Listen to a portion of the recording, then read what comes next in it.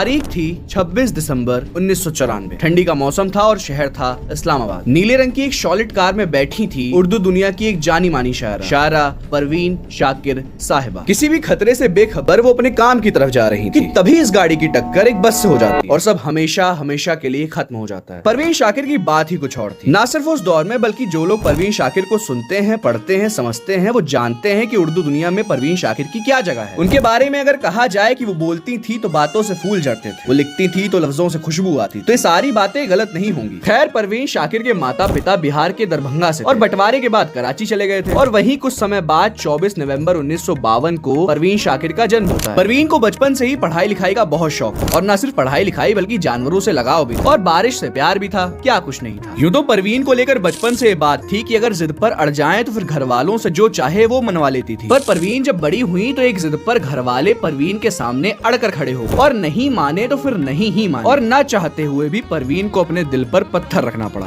चलने का हौसला नहीं, रुकना मुहाल कर दिया। चलने का हौसला नहीं, रुकना मुहाल कर दिया। इश्क के इस सफर ने तो मुझको निढाल कर दिया।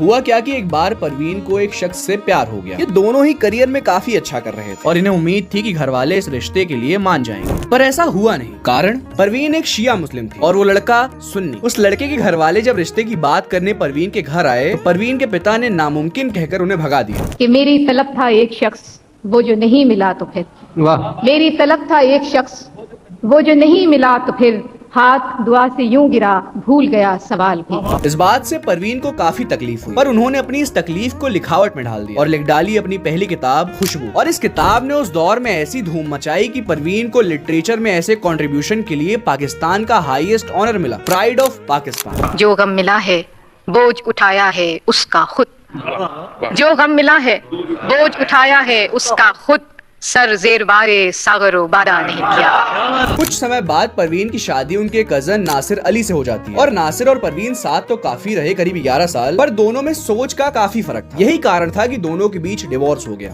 कैसे कह दूं कि मुझे छोड़ दिया है उसने, कैसे कह दूं कि मुझे छोड़ दिया है उसने, बात तो सच है मगर बात है रुसवाई।